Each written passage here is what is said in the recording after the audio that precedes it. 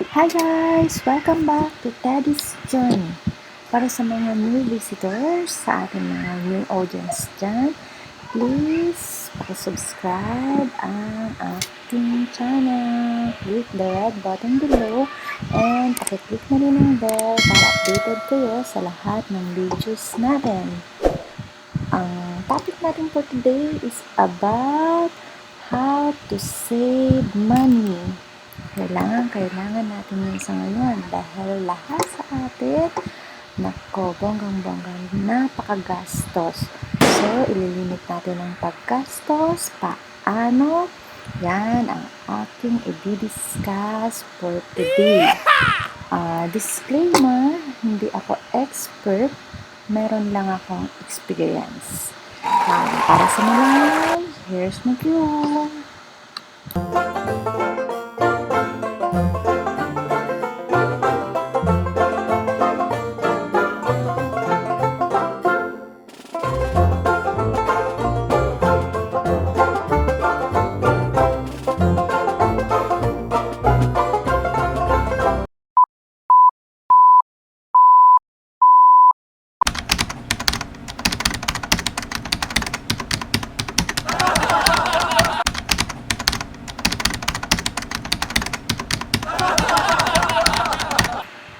How to save money.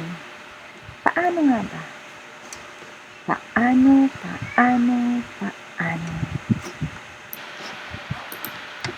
Saving money is really difficult to do, especially when our salary is just enough for our everyday expenses. But even a person who has the smallest salary in the world can save. Paano niya yun nagagawa? Why they can do that and why we can't? I just want to share this, guys. This is a story of a poor family. There's a family who are really poor. The father has no permanent job. He is only an on-call worker. Sometimes there is a job, but most of the times there's no work that fitted for him.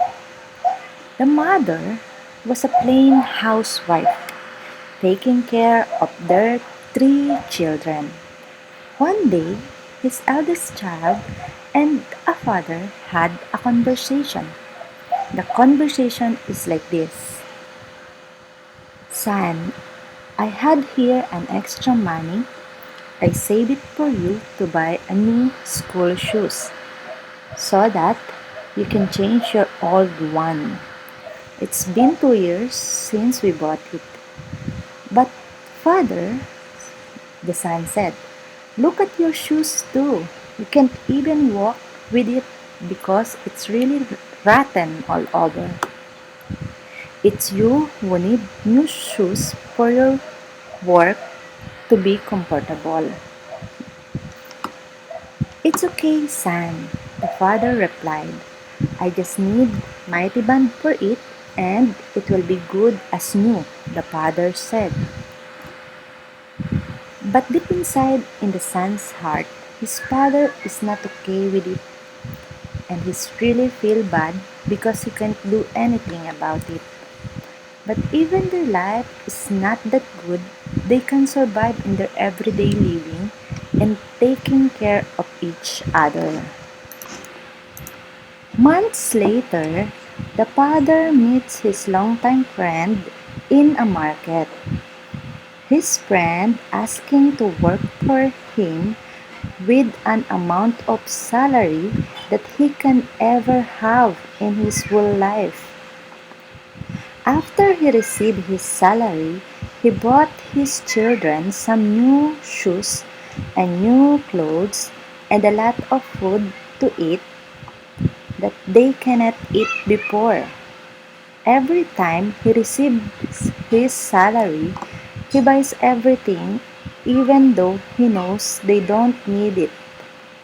Since then, the sons became aggressive and always asks his father to buy him this and that. His wife buys things and food that they don't need. Expenses had getting bigger and bigger every day until he notices that his salary is not enough at all for all their expenses. His sons learned to spend more, thinking only his own satisfaction. The love and care for his father is gone. What is the lesson in this story? Even the very huge amount of money can get lost easily if you didn't control yourself and all the members of the family to spend. You can save even you have only a penny if you really wanted to save it. You just need self-motivation and control. You can treat yourself and your family. It's right, of course. After so many years of nothing, it's okay to treat yourself and your family. But not too much. Not to the extent that you spend more than you earn. And the love and care for the family should come first. Providing them everything they want is not the right way. You can give them sometimes, but not every time they ask for it, especially if it's just for the reason of gaining popularity or just to be fitted in what we call upper class in the society. To save for the future needs and emergencies is what your family need and not those things that can satisfy them for a small period of time. Make it a habit to deduct first your savings before all your expenses. Put it in a bank so that you can't spend it easily.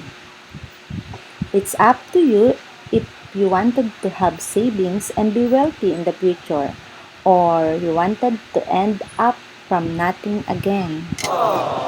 Para sa ating savings tips, number 1, build an emergency fund. From the word, mag-set aside kayo ng fund para sa mga emergencies, lalo na sa pagkakasakit. Yan, kailangan nyo yang pag-ipunan. Number 2, establish your budget. So, maglista kayo lahat ng kailangan nyo sa bahay per month. I-categorize nyo personal care, groceries, o yung kung kakain kayo sa restaurant, lahat ng gastusin na ma-expend ninyo for a month, ilista nyo yon para alam nyo kung saan pumupunta yung pera nyo in a month.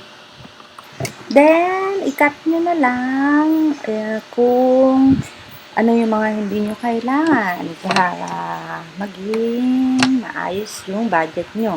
Then, every month, at least stable na kung ano lang yung mga talagang necessities ninyo. Yung mga dapat lang naman na gastusin nyo sa bahay. Next, budget with cash and envelopes.